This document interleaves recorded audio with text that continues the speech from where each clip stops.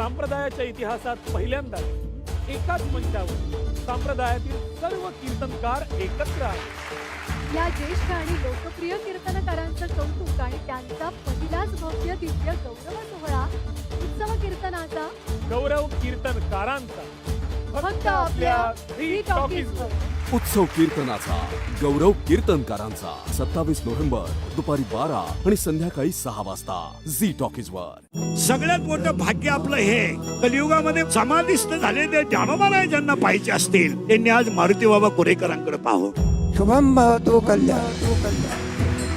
उत्सव कीर्तनाचा गौरव कीर्तनकारांचा रविवार 27 नोव्हेंबर दुपारी 12 आणि संध्याकाळी 6 वाजता झी टॉकीज वर।